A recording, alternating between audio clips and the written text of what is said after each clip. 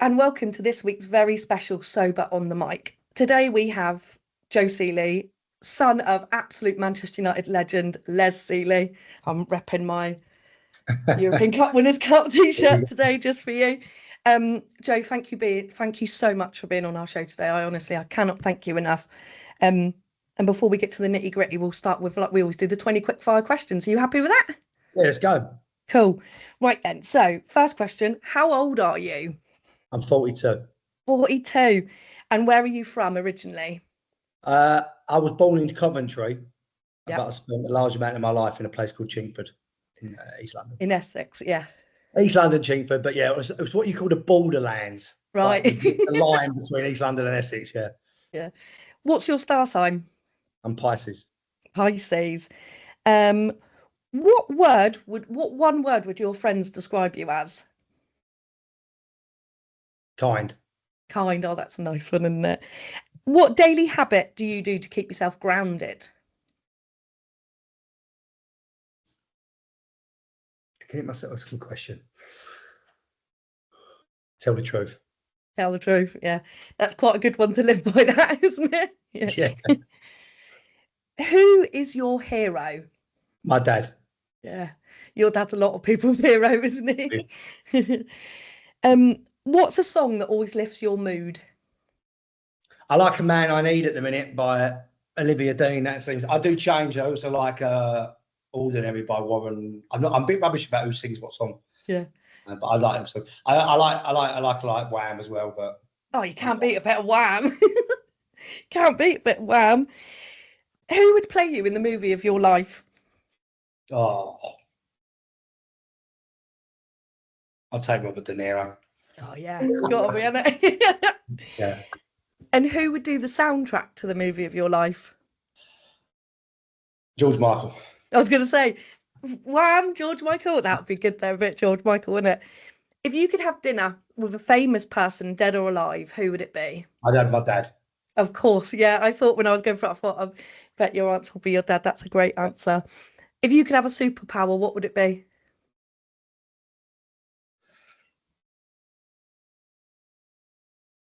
I'd like to fly.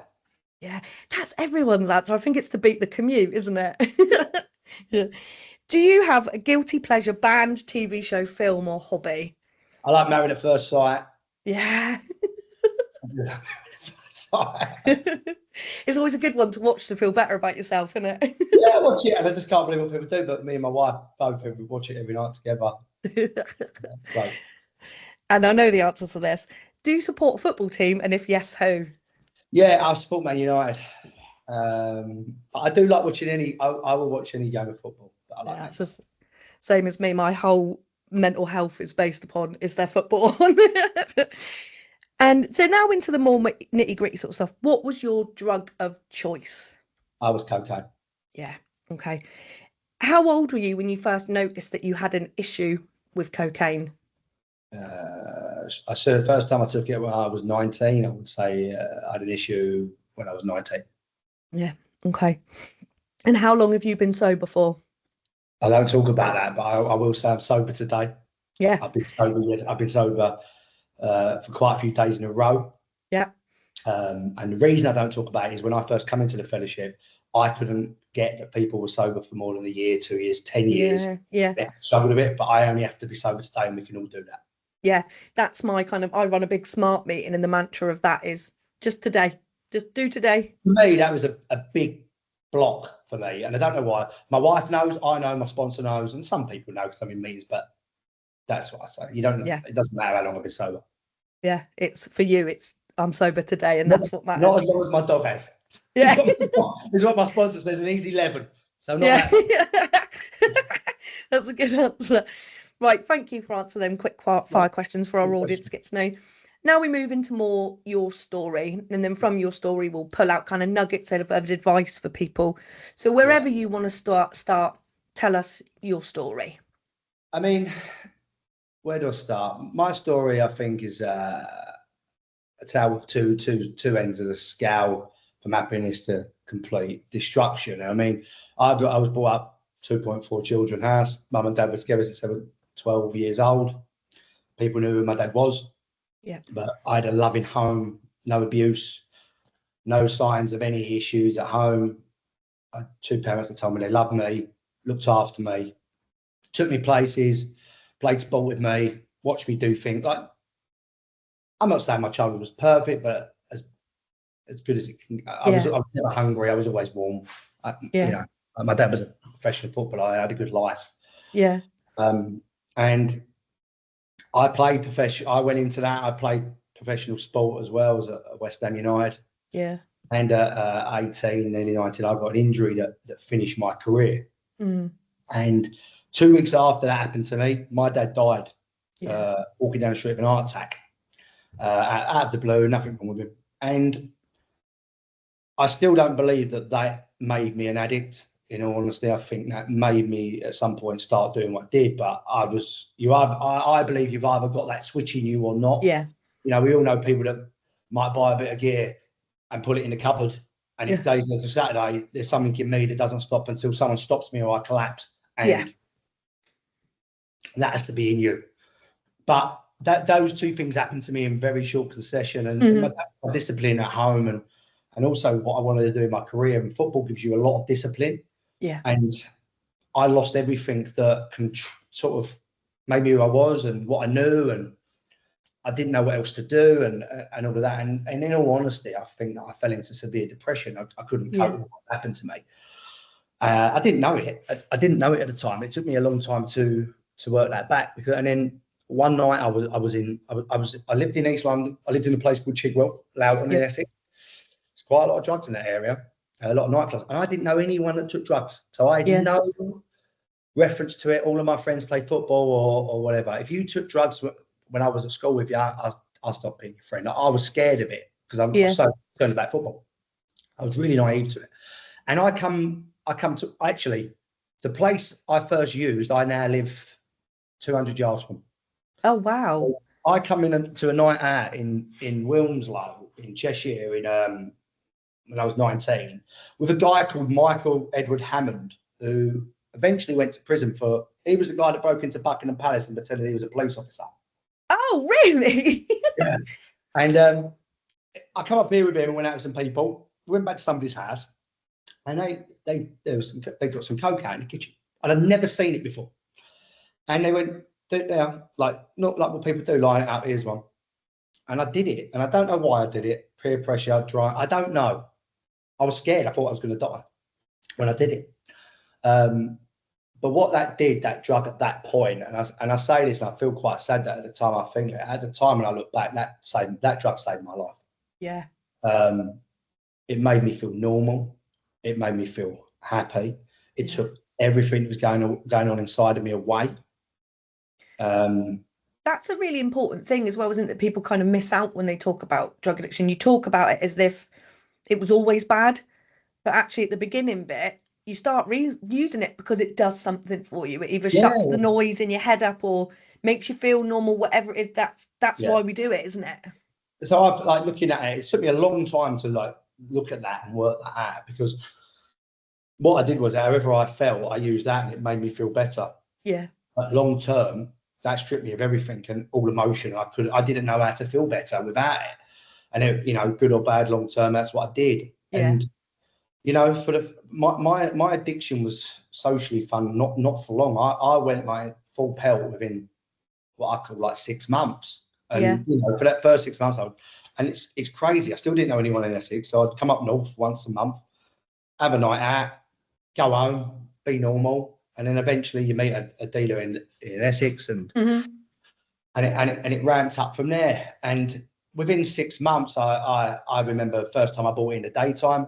Yeah, we were having a good meet day at work. It was like Tuesday afternoon, 2 o'clock in the afternoon, leaving the office, going to school, going home and cracking on. And I actually remember thinking at the time, this is the best thing I've ever done. Yeah. As I said before, it took everything. I was dying inside. I've lost everything that I did lose. I lost a lot of things that meant a lot to me. You know, there's a lot though when you're young to lose what you thought would be your career.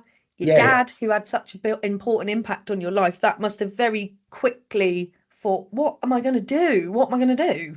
Yeah, and I think at that point in my life, my life wasn't controlled by my dad, but the career I had was being led by him because he knew what he was doing. And that's what I Yeah. wanted to do. And he was quite an important influence on me. So probably at the time when I would have needed him the most, because he would have helped me outside of, like, he's my dad. So I lost that. And then I've got a really kind and nice mum. I love my mum, but she was going through grief. Yeah. She's a bit softer. I weren't the easiest to either. Do you know what I mean? And she didn't. She was a housewife. Nothing wrong with being a housewife, but she was a housewife. I never had that direction. When we were coaching. I've got a brother. Do you know what I mean? And I lost all direction, and I didn't have anyone to guide me. And again, it's not the reason I'm an addict, but it is a reason at that point where I think it started from. And I ramped up really quickly. I mean, really, really quickly. I never really liked nightclubs. Never liked busy places. So that appeal for that lifestyle didn't sit well with me. I always got on edge in nightclubs and stuff like that. I mean, I still do. I mean, I can't remember the last time I went to a nightclub, but, you know, I suppose I've been once in 5 years and can't wait to leave. In fact, one of my kids, one of them's like is a socializer, but the other two, they're not addicts, none of them, but the other two, it's not for them. And I was very much like that. So it went very quickly from that to me being indoors by myself using. And I was a daily sniffer. I wasn't a big drinker at that point. That come in because I used it to drug, but my primary and thing I wanted and the thing I think about is cocaine. I never tried it. I was going to say, you did a lot of dry sniffing, didn't you? So loads of it. So cocaine without alcohol. Yeah, I was doing it like, so I would say from like by the time I'm 20, I'm every day. Yeah. I'm not drinking, so I'm functioning. So I'm working, I'm driving, I'm doing. Some people realise, some people don't. Yeah. It depends how bad I am at that point, and I'm able to function. And then I'm not sleeping and the usual things with that. And you know, that ramped up and ramped up and ramped up and ramped up. So I was using this huge amount of. It doesn't matter the volume, a lot every day. And I was damaging my eye, my nose. I was sniffing it at one point, and my eye was bleeding. I had infections.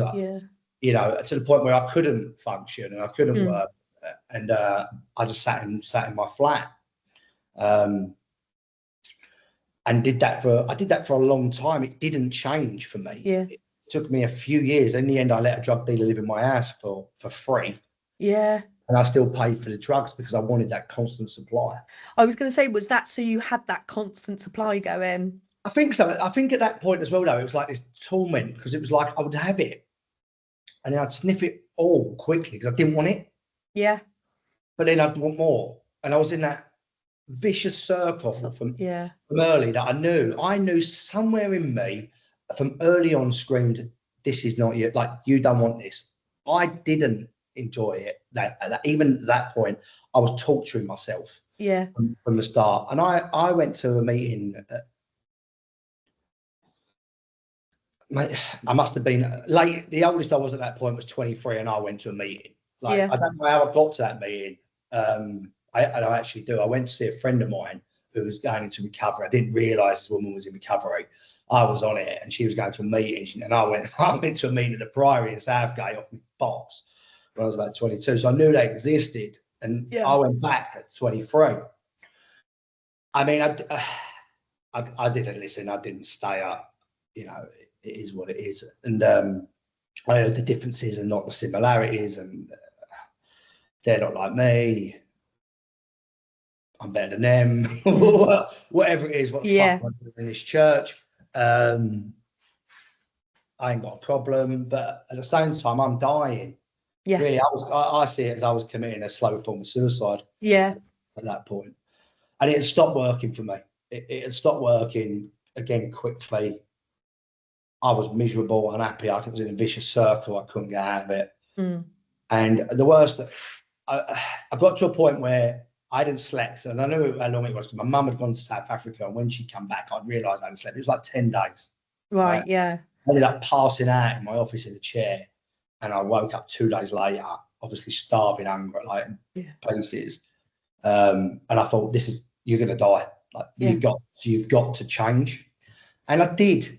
I didn't stop when I say I changed, but what I did do is stop using every day, and I tried to make it normal. It's amazing how our addictions can do that, can't it? Yeah, and I tried to, I'm not saying I didn't set rules like I'm only doing it for 1 hour, but I weaned off. I stopped every day. I was in a bad way physically, and it slowed down. I don't know. I was still probably doing 2-3 days. It doesn't matter. 2-3 days. I wasn't better. I just weren't doing it every day. Just prolonging it.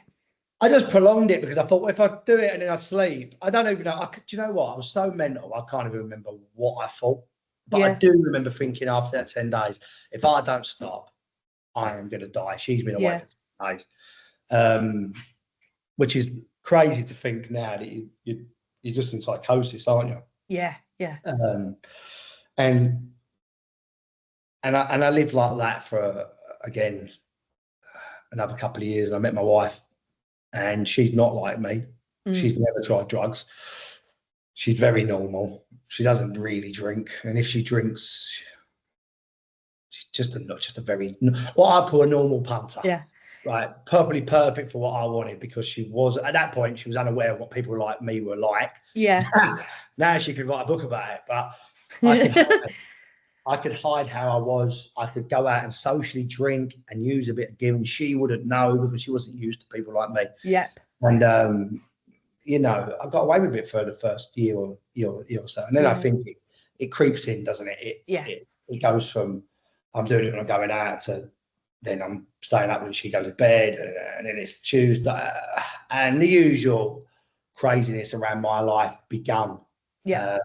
And we got married, and I was 25, and it sort of all exploded on I was away for a month on a honeymoon, and when I got back, I went to Ascot, and we come home. We'd only been home for 2 days. We went home. She went to bed. People were at the house. They were going somewhere. I went somewhere else, and I didn't come back for 2 days. Yeah. And I'd never experienced that before, as in not coming back, because she got angry and I went out, and she'd not, and it all imploded. And I went to the Priory. Right. Now, I went to the Priory at that point because I wanted to get out of the trouble that I'd got myself in from that. And I went there, and I got checked in, and you see the specialist and all that stuff. And they said to me, like, I had a real problem at that point with my anger. I was getting in trouble when I was out.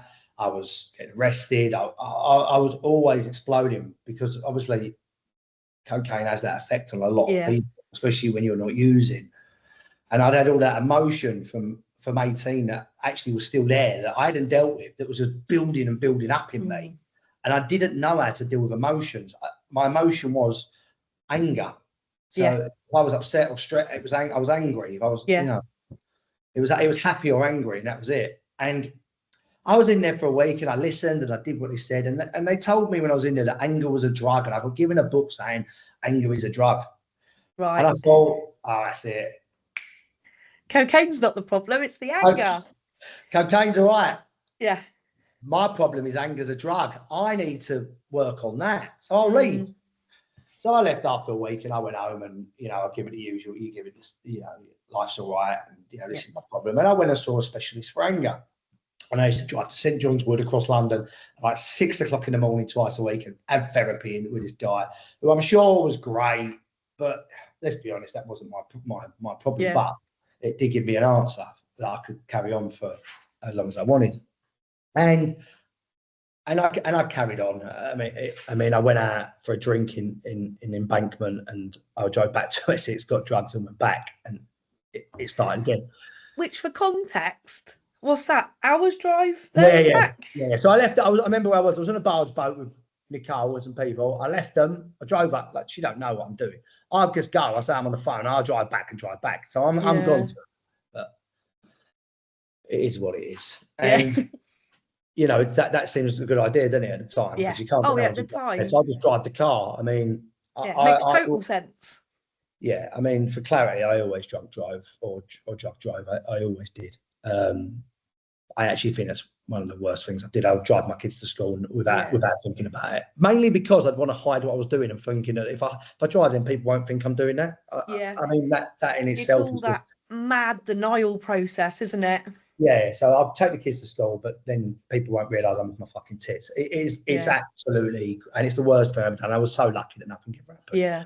I was so lucky because I don't know how to live myself. And it went on from there, and it got worse. And it got worse. She became more aware of it. It got harder. Life got harder, and it went on and on like that. And when I was 30, I went. I was going to meetings, and I was in and out of rooms. I was in and I weren't, and I was trying and I weren't, and that kind of partial commitment stuff. Yeah, kind of contemplating making a change, but not quite fully committed. Yeah, I think I'm going to meetings at that point between 20 and 30 because she's making me, or I'm pretending. She never made me go to meetings actually, but if I go to meetings, I'm going to be left alone a little bit. Yeah. Pleasing other people by going to meetings, pleasing a sponsor that I don't fucking give a shit about, or I'm not listening to anyway. I'm not telling the truth to them. So just kind of getting people off your case, sort of thing. Yeah. Getting people off my case, you're getting that stuck in that evolving door. Like I've got to go, or people think, and actually, it's not true. Not telling the truth, using and lying, probably saying I'm more sober than I was. All different. I remember picking up a year's key ring and I'd been using that week. So, I went through that stage, and I remember I went into London for a meet. I said I was going to. I'd been using since the day before. She didn't know, and because I could hide it sometimes till it got, a couple of days in. And I said I'm going to a meeting in London. I got the train in. I sat there with spoons from early in the morning, quite sad really. And I drank and used, and I met some Australians backpackers and got on it to. And by the time I got home, I'll tell you what I did. I went into, for the first time ever, I checked into an hotel because I thought I can't go home. 2 in the morning the next day. And I woke up, I didn't wake up. In the morning, I hadn't slept, obviously. I thought, well, what am I going to do? I'm going to say I got arrested for fighting in London. Right. So I'm standing in the toilet in this Hilton Hotel in Holborn, and I've got the hairdryer in my hand. And I think, right, smash yourself in the face with the hairdryer, right? You'll have black eyes. She'll believe you. Yeah. I'll smash myself in the head with the hairdryer. And I go to a phone box and I ring her, as in like, my phone's flat. I've been arrested. I've just been let out. She don't believe me anymore. She's not waiting home for me anymore. She's at work. And I get home and I create a arrest sheet on the computer. That makes complete sense. At the same time, I pick back up. So by this point in my life, when I use, I don't sound well. I'm what I call Ozzy Osbourne. My voice goes. I'm sorry. I'm very much like that. And she rings me. She would ring me to see how I sounded in the day, to see how I was. And she said, "You need to go to rehab." And I said, "Yeah." And I went to the Priory again. So by this point, your missus is just she's done. She's done. I'm half done as well. Like I was done, like I carried on, and in like what I would say is the worst form of it, being done and still doing it. And I went to rehab, and I would say, look, I did everything I could in those 28 days. I have a very mixed feelings on rehab. Some of them are my own fault, and some of them are not. And that's just my journey. And I don't believe you need to do it, but some people, you need to be taken out of your environment. And I went for the 28 days, and I told the truth about everything. I laid it all bare, except for the 3 grams of coke that I left at the top of the kitchen cupboard. So I come out of rehab, and I remember going home, and I put my hand on top of the kitchen cupboard. I always put it at fire. My wife's only little, so I put it things higher. Makes sense, doesn't it? She won't look there, and she doesn't think, because it's not because she won't look there, it's because she does not think like me. Because she doesn't think with an addict's brain. Like when I go and see people that are in addiction, or go and see their families now, I'll say, well, where's the ID job? They go, and I'll go, well, it'll be here. And I can find it. Yeah. Because I think like that. Mm-hmm. I'm sneaky. I'm just, I'm going to do what I want to do. We do whatever it takes, don't we? Like for most people, hearing the fact that you created a fake charge sheet and smashed your face in with a hairdryer, but you do whatever you need to do to keep it going, don't you? That charge sheet was that good. She believed it. Yeah. So like when I come out of rehab, she said, "What's happening with that?" I was like, "Oh, yeah, I made that, but I folded it up in the right way." And you know what I mean? So anyway, I come out and I touch it, and within 2 days, I'm dabbling. Yeah. I'm dabbling. At this point, I drink as well to try and hide it. So I'm necking vodka. I'm hiding that, and I get away with it for about 4 days. And I'm going to day release in rehab. Yeah. But I'm like balancing it. I'm managing to do a bit, go to sleep, and so that must have been exhausting, juggling on it.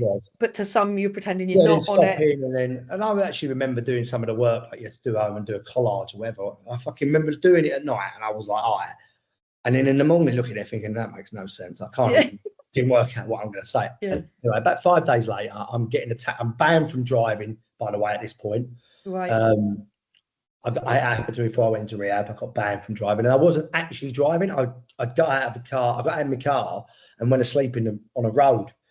And they knocked on my door and arrested me. So once I did get arrested for drink driving, I wasn't driving, but it doesn't really matter. But yeah, I was banned for driving. I'm in a taxi going to rehab, and I think I can't do it. I get to stop at a train station, and I get a train to Snaresbrook from Woodford, and I'm sitting. It must have been like August, about October time, and I'm sitting. I go to the little corner shop and I buy the little vodka, little like quarter of vodka or whatever. I end up sitting in a park bench in Snaresbrook, drinking the vodka, playing Sudoku out of a magazine, and smoking a cigar at 8 o'clock in the morning while high and carrying on. I then tell the rehab that the taxi's got a flat tyre. And I tell my wife the same. Well, they say, because the rule is if you're going to be late, don't come in. They say still come in. They've seen right through it. I ain't going. So, and then my wife's on the look for me. So she's now worried. She spoke to them. They all know I'm fucking lying. And I tell her that I'm stuck at Woodford Station. And I'm leaving where I am at that point. And I time it so that she goes out and I come in. But what I did was I hid the coke in the garden, and where I lived, there was like a seating area behind a load of trees at the back of the garden. You couldn't see it. Right. And I'd had barbecues before, and there was booze down there. And I timed it so she come in and I went out. I'll come in and she went out. So she didn't see me, and I sat at the bottom of the garden for the next 3 or 4 hours without her knowing. To the point where she's going ballistic. I'm not answering the phone, and anyway, eventually I come round. They take me back to rehab the next day. They say they're not having me back. It was a Friday. They're not having me back, which is fair enough and probably the best fit for me. She tries to run me over in the car park in the Priory. She's that angry and crashes the car into a tree. Yeah. And leaves me there. And there's a Friday night CA meeting in there, and I go to the CA meeting, I see my sponsor, and he says, like, what do you want? Like, what is it? What do you want? I don't know. Like, I can't remember what I said, but I got sober at that point for around a year. And life was all right. Life became normal. I got my license back and all of that stuff. And I decided at that point that I would move from Chigwell to, if an opportunity came up, I would move back to the north, and I'd move to Wilmslow. And I'd also made a decision that while I did that, I'd be able to drink again or use. Right. And I made that decision weeks before, because I packed, because I moved by myself first of all. Before she wasn't, I was going to live here, work, sort out what I was doing, and then travel back and forth to each other weekends, and then eventually she might move and whatever. Yeah. We didn't know what we'd do. And I travelled with gear in my car. So I'd made that decision. I was doing it, and I was gone. But I remember I'd done it. I'd started sniffing before I got on the M25 from Chigwell. That's 5 miles. So, that's fascinating because I do lots of work with people on the fact that often a decision is made to relapse before you actually relapse. yeah. So I'd imagine for you that thought of I'm going to be left on my own up there, Yeah. no one spying or keeping eyes on me, no one keeping tabs on me, free reign.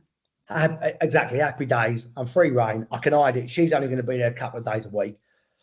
And I got away with it again for a bit. I don't know how. I think because she had more faith in me because of that year. Yeah. She didn't believe it because I was fucking off. Like I was fucking miles off it. And she moved up. She was up at the weekend. And I said, look, I'm going to have a drink.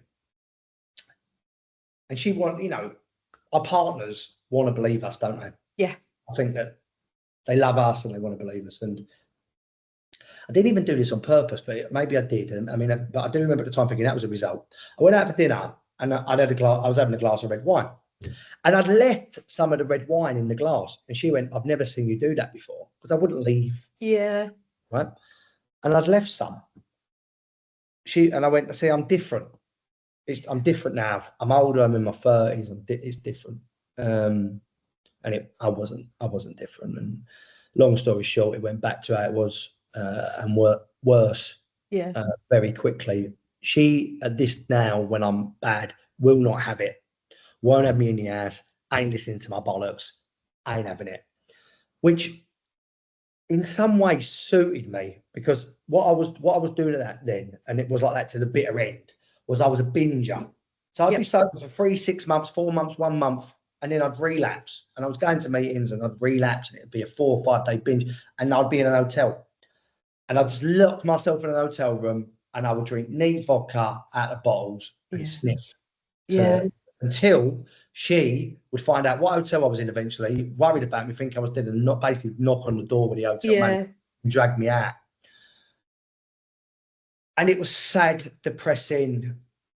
I couldn't work out why it was happening to me. I couldn't work out what it was. Why did I keep doing it?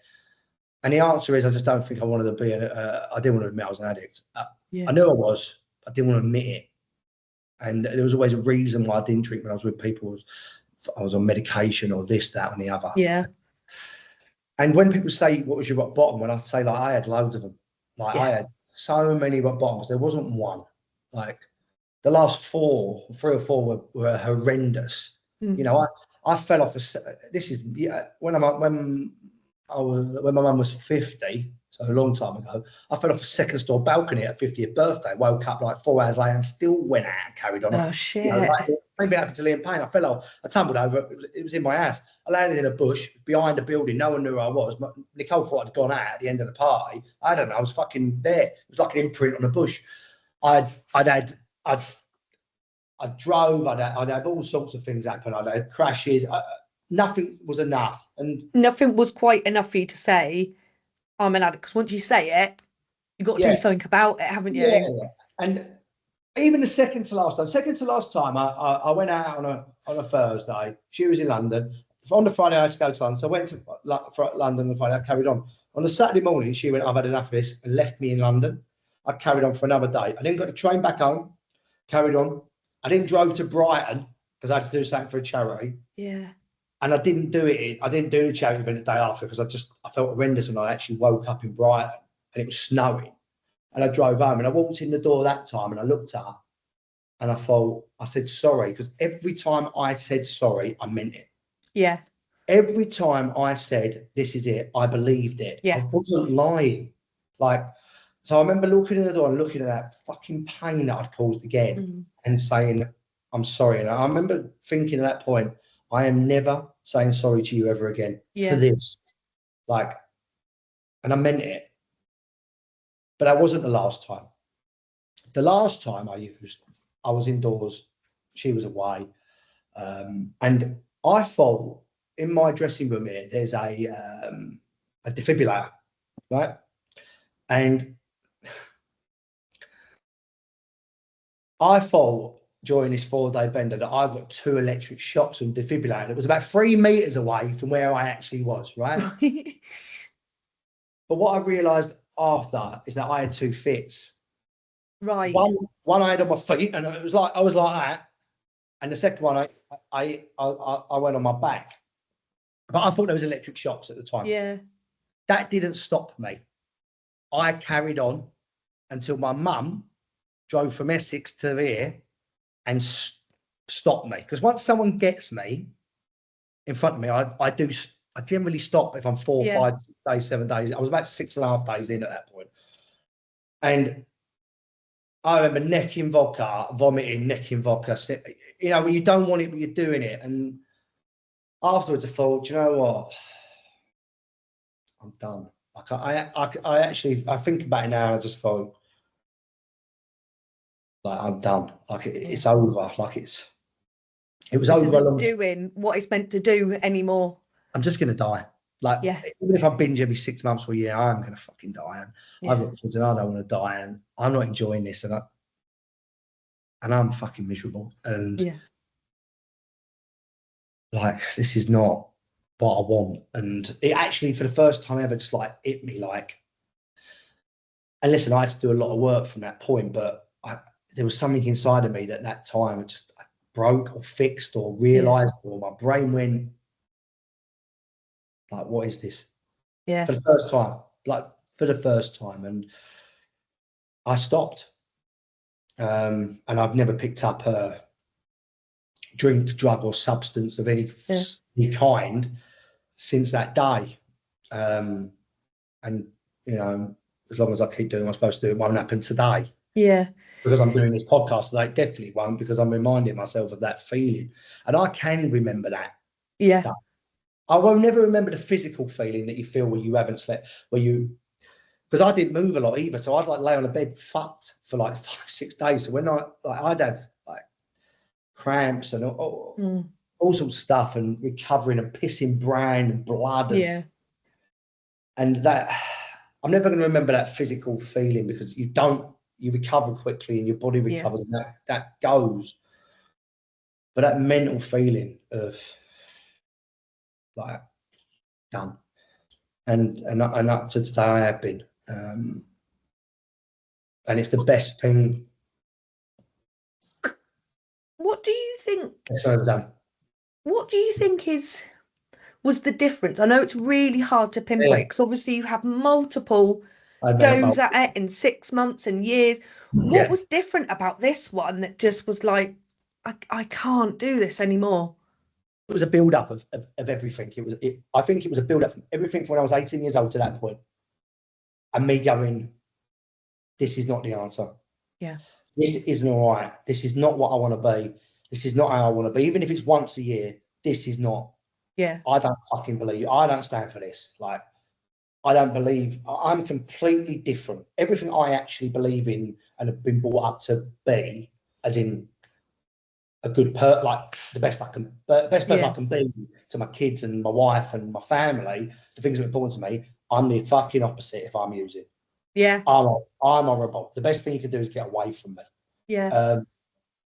And there's no word to say what happened to me, but something went bang with me. Yeah, something feels different, doesn't it? I just went. I held my hands up. You know when they say you hold your hands up and you go, I'm done. Yeah. Stopped hiding it. I told people what I'd done. If they wanted to know, I tell people now, there's nothing I hide, because I'm not embarrassed of being what I am now. Like, I'm not embarrassed of being in recovery. No. I should have been embarrassed when I'm sitting at work hiding it. I sat in the toilet once on a cubicle at work for 5 hours because I was too fucked for people. I didn't like people seeing me, too fucked. Until everyone has left the fucking office, and I sat in there. Like, that stuff you should be embarrassed about and talk about. It's a miserable existence, isn't it? It's a miserable existence.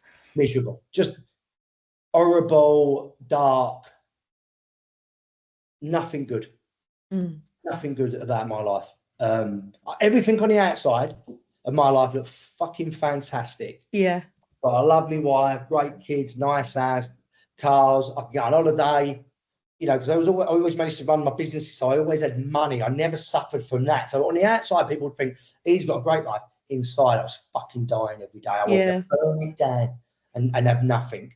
Yeah. And it just changed, and it was like a switch going off in my head. Look, I had to do a lot of stuff after that point, but stuff I never lied to like my sponsors as bad. When I was doing my step fours in the past, I've done loads of them. I was honest. Yeah. Like, but was I like truthful to myself with it? Yeah. Was I seeing it but not taking it in? Yeah. Do you know what I mean? Yeah. Would I talk about it and not believe it? Yeah. You know, but now it's like you live it, don't you? Yeah. And you have to live it. And I have to get around, like my wife can be quite private. And for first of all, me talking about it was a bit like, oh, you know. But when you say to her, what one do you want? Do you want me? Yeah. Well, or do you want that? Go talk about it. Yeah. Yeah. You fucking get on with it. And it's why I do these things now. I think it's important to talk about it, remember it. It makes me feel emotional, some of it, because you hurt people you love, as well as yourself. And you have to forgive yourself, which is a big thing. The hardest thing to do, I think, is that forgiving of yourself and showing yourself compassion for, I did that for a reason. I didn't just actively continually choose to keep fucking up. It just happened. Yeah. It was I think I would always search for the reason. There must be like, I think to myself, I'm an educated, smart guy. Like, there must be a way of thinking this, or why did that happen? Oh, was it my ADHD, which I have got? Well, no, it can play a part, but no, it's not that. So I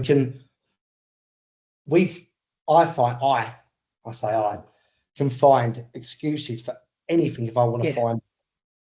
But the hardest thing to admit is the obvious one. Yeah. And people around me would always tell me that, and I've got a sponsor that will say to me, I don't know, he would say to me, you are a C, right? You are a complete C, right? Yeah. And I think I like being spoke to like that. That helps. Straight talking. That does me a favour, because I can get on board with that. And you say to me, fuck all, and you're a cunt, right? Yeah. I don't. Well, he's right, isn't he? Yeah. He's right, because he's not doing it. He's 30 years sober, my sponsor, and he's not done it. And he's been in prison and all sorts of stuff. But I can't stay sober. Yeah. Like, so it was getting honest. It was tearing up everything I thought I had to be or hide or whatever, and be just like I suppose, coming out of the addiction closet, I suppose, and just being who I'm supposed to fucking be, and not hiding it and not being ashamed of it.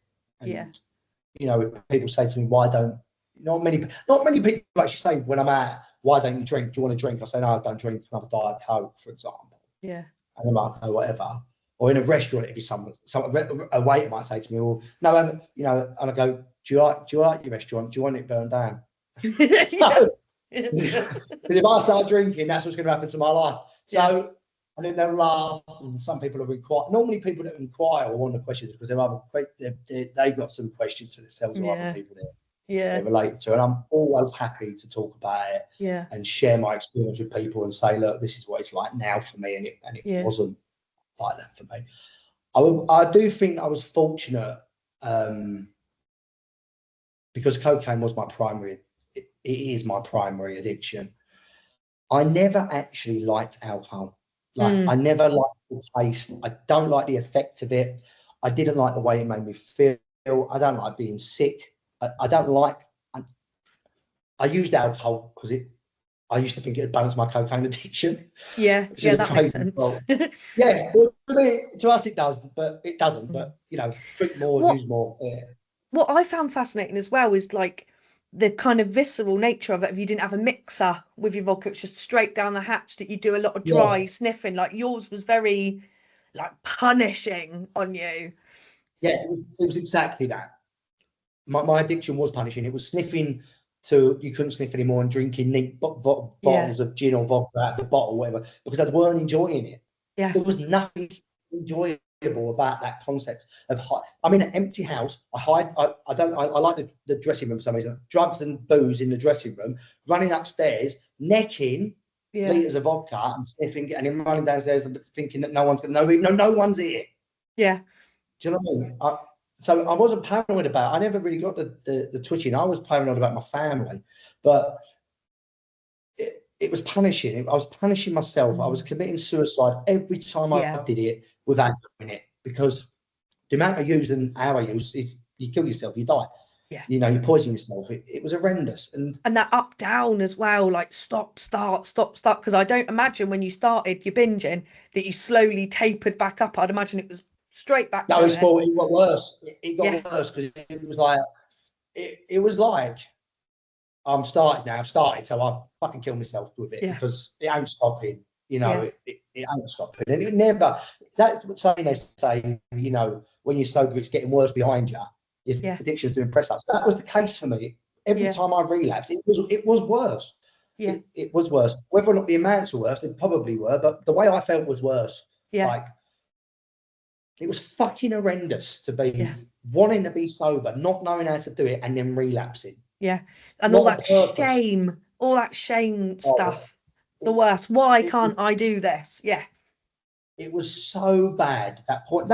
Those points were worse than being an everyday user that wanted to be an everyday user. Because at least that made sense. Yeah. This didn't. And what I really struggled with, and I couldn't do it. I couldn't be by myself. Right. It took me a long time to work through that in recovery.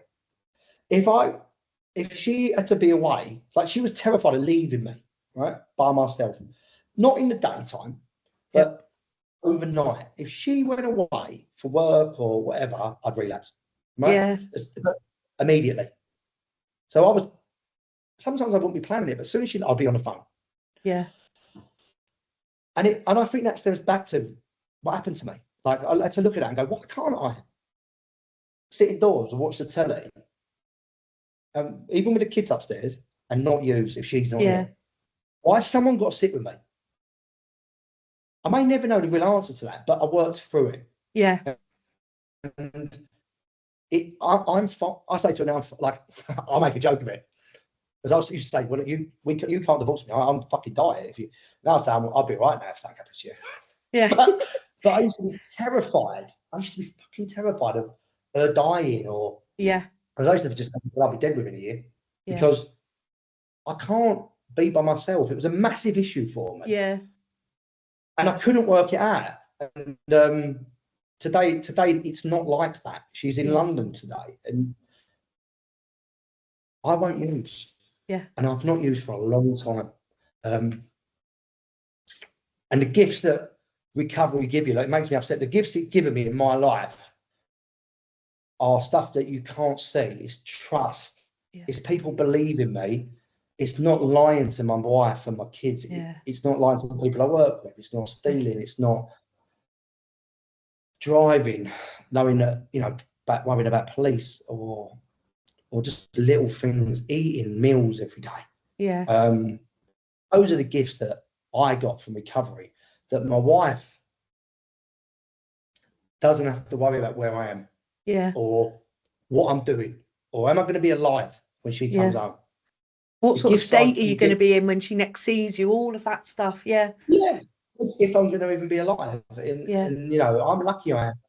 Not everyone is that lucky. I've had loads of friends die. I've 3 people that I was in rehab with committed suicide.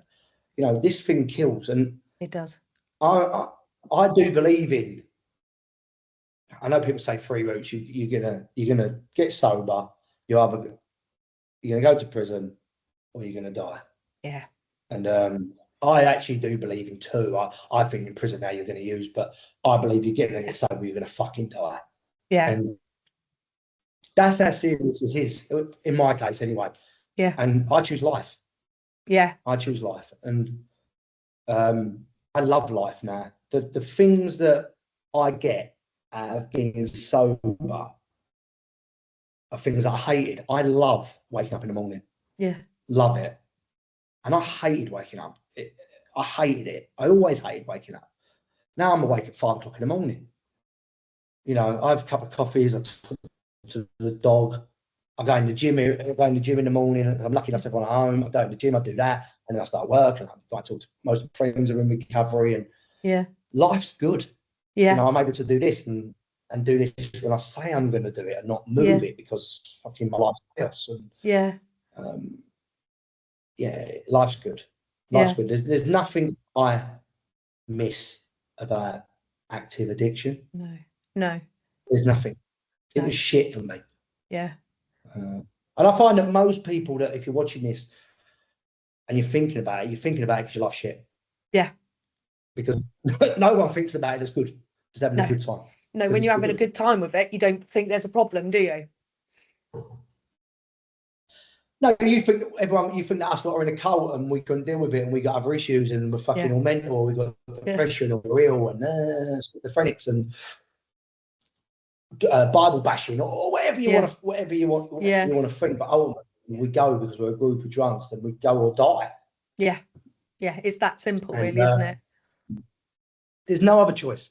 There's no other choice. Not for me. I tried everything, like not to be in meetings and recovery. I tried therapy, rehabs, only drinking. There's nothing you can't think of that I didn't try and put money at. You know, I heard there was a drug you could take that would make you sick if you took drugs. I tried to get that. You know, whatever it was, ADHD. I'll go down that route, right? I tried that route. I tried everything. But admitting I'm an addict. Yeah. And as soon as I admitted that, I was all right. Yeah, your whole life changes as soon as you admit it. It was like my life was just like, all right, this is what I'm supposed to be. Yeah. It is what it is. You know, I'm 42 now. What am I going to do? Carry on to the bitter end? Well, I was going to die. So, you know, do you want to be that? Do you want to? It wasn't even. Do you want to be the oldest person at the party for me? I wasn't at the fucking party. Yeah, I was by myself. On your own. Yeah, I was on my own, and everyone hating me that I loved. Yeah, and not and knowing it, like I knew it as well, and it's just a painful way. It was a painful existence. Every day, even if I was sober in between, it was fucking painful because I was pretending to be a person. I didn't know what person I was. I didn't know what I liked, what I didn't like. I liked what you liked, and I liked what my wife liked and what she wanted, because I was either trying to make amends all the time to her, or I just didn't know. I didn't know. And today it's not like that. That's the nice bit of recovery, isn't it? Is getting to actually know yourself, what your likes, what your dislikes are, all of that stuff. Because everything before is just held together by the substance. It's and the then peace when you leave, the peace in your mind when you actually go, well, I don't actually want to do that. Not wanting to do things as well. Yeah. I made the decision last year because my wife's normal. You know, I don't love socialising. I didn't like socialising when I was a user, so I don't like. I'm just not that way. So, but I'll go out for dinner with my friends and I like going out for dinner and stuff. But last year at Christmas, I went to a Christmas. I got there late. I was working. I didn't get to about 11 o'clock. When I got to this restaurant, there was like 20 people who was having a big dinner. They're all pissed. They're not like me. They're normal people. Yeah. I didn't enjoy it, and not because I wanted to drink, it's because it drove me mad. And I said to her, it was last Christmas. I said to her, look, I ain't gonna go. You do whatever you want, right? But I'm not gonna. Don't expect me to go in anymore or want to go, because I'm actually not gonna go anymore because I don't want to. I don't enjoy it. And I left that restaurant that night and I went and sat in my car for an hour and then picked her up because I didn't want to. No one was trying to make me do anything either. I just hate it. Yeah. So I just went, look, I'll go to things, but if you get people going to go after, I ain't going. Yeah. Because I don't want to. And that was a big decision for me, and actually a good thing for me. And I'll come, Joe might come for like whatever. And most of the time she leaves with me because that's what she's like. But otherwise I'll go, look, I'm going now. And I'll go home and watch the telly and go to bed and I'm happy. Yeah. And you've got to make those decisions for your life. You do. I don't know if they don't walk down the alcohol aisle in the supermarket, for example. That doesn't bother me. But if it does, don't do it. Yeah, that's a really good bit of advice of just don't do the things that make you uncomfortable, like make you feel uneasy. If you don't feel right, don't do it. Yeah.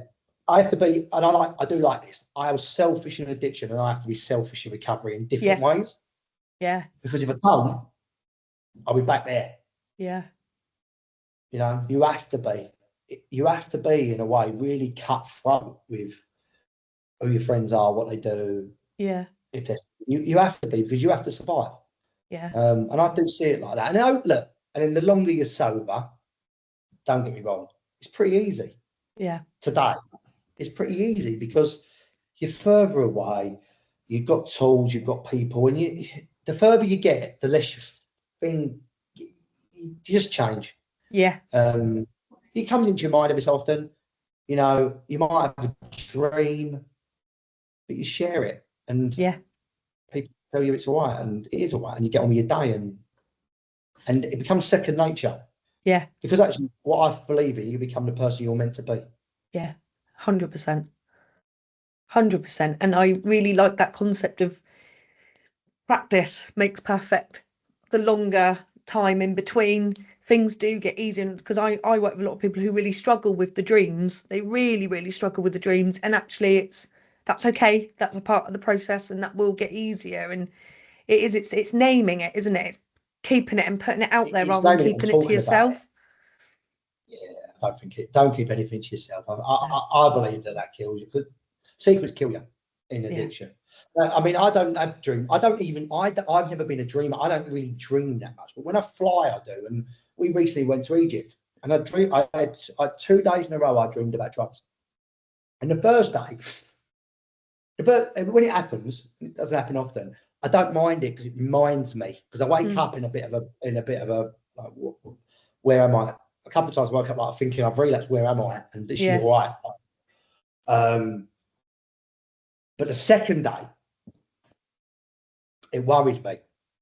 And it was the first time, it was about 3 months ago, it was the first time I've been worried about drugs in a long time. On my mind. And I just told her. She's not always the best person to tell because she's going to worry. And then when she starts worrying, she's questioning me or whatever. And I said, right, I'm telling you because I've got to get it out of me. Yeah. You ain't got to worry because I'm talking about it. If I don't talk about it, you're in trouble. Yeah. Or I'm in trouble. We're in trouble. And I told my sponsor and tell the people. And I talk about things on social media because I do those things. It's a bit like today. I do these things for me. Yeah. As well as other people. Yeah. Because by me picking the phone up and telling the truth, it's out. Yeah. It doesn't matter who hears it. I've got it out. Now, I said to you before, if this podcast, those Instagram or TikTok video, whatever, says one person, then it's all right. Yeah. Then it's all right. Then everything that I think about, do, believe in works. Yeah. Yeah. Because I didn't say anyone being a fucking arsehole in addiction. That's the truth. No. That's the truth. Yeah, that's how I live, and I like to stick. I like to stick to a routine, and I do like routines. And they're not. It isn't a complicated routine. And in recovery, you find your own routine, find your meetings, and at certain points, I went to meetings because whoever did the best biscuits. That was a big thing for me. I used to I'm going there. I used to rank the meetings on the cakes and biscuits. And a lot of the times when I go to a new meeting, I share at a meeting, I take biscuits with me because that made a big difference to me when I was, And it's crazy. It's crazy, but if I'm going to go, I want a nice biscuit. So, not now, it doesn't. I don't care where I go now, if I do it online or whatever, but it did make a difference to me at the start. And it's just, you've got to find your routine in it. Yeah. And make it part of your life. And then it becomes second nature. And then you don't think about it. It just happens. Yeah. And when that happens, when you get to that point, you're not laughing, but it has been removed. I believe at that point it's removed. When you're not trying to stay sober or trying to work on recovery or work out your meetings, you just know what you're doing. It just is there. It's a part of the routine now. Yeah. Well, you become it, don't you? You become. I used to be told when I was playing football, like, become what you see. You'll see what you become. So look at what you want to be. If you look at an addict using, you'll be an addict that's using. If you want to be in recovery, look at people who want to be like act like them, and then eventually it becomes you. You are what you see, and I do believe in that. And you know, when I say stick with the winners, what does that mean? Stick with the winners. But actually, it's true. Yeah. It's true. And I always, when people relapse around me, I mean, I do this for selfish reason. I'll always grab them after the meeting and say, "Tell me about it. Tell me how you, and definitely tell me how you feel." Yeah. Because I actually want your pain. Like, I want that. I want to hear. I don't want to hear people like me with a few years sober, people that sober for a longer time. I do at certain points, but really, what I want to, I mean, it's what I was the pain. Yeah. Because I need that. Like, that's something that I resonate with because I was in it. Yeah. So the newcomer to me is like more important than me. Yeah. And not because we need newcomers to stay, because I need their message of fucking madness. Yeah. You know, I went to an NA meeting like a couple of weeks ago, and there's a guy there, first meeting ever, and every other share he just interrupted and said whatever he wanted to say. And people don't like it. And I'm sitting there thinking, this is fucking great. Yeah. This is fucking great. Because look how he is. Yeah. Now, if he sticks around, he left before the end of the meeting, and I ran outside and said, look, you come back, the difference a month makes, a week makes, a day makes, all that. Yeah. And that's so good to see for me. Yeah. The madness, you need to see it. It keeps, I'm the same as you, it keeps me focused, and it keeps me, I remember then what I could be like if I take the foot off the gas. Yeah. And that's the fear, isn't it? Because that's what I don't know if I still want to, but I always think my brain wants me to do like that. Your addict wants you to be that. Yeah. Once you put off the gas, once you stop remembering, once you not to go to meetings, once you not to talk to people, don't do the podcast, don't talk about social media, hide. Yeah. No, I'm not letting you win. It's not going to, and you know, I can only talk about today, and it's not happened for me like that for a long time, and I'm so grateful to that. Yeah. And that's not, you know, that's because I've done the work and I had enough, and people didn't, you know, I went to meetings for that's part of 15 years without staying staying sober for life. I don't like to say life, but it has to be, doesn't it? Because it has to be. You know, whether or not forever. I said I can't see myself not doing a 12-step program. I can't see it, but you don't know. You don't know. I've got friends that. No, I've got friends that are 20 odd years sober, and they've rotated. They went 12. One of them become a Buddhist for a little while, and then 6 years of that route, and then he's back in me. But you know, he's sober still, and you don't know. Like, I can't see it because I don't think there's any other answer. I certainly don't want to hold on for dear life, and I certainly don't want to not talk about recovery and addiction.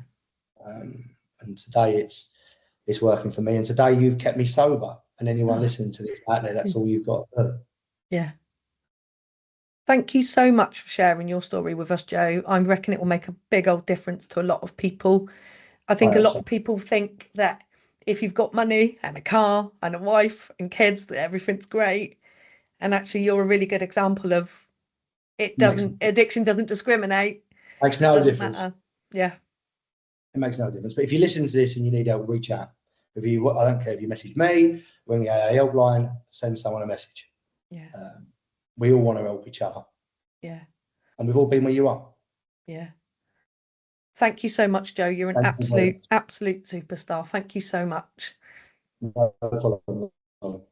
Anything you know, let me know.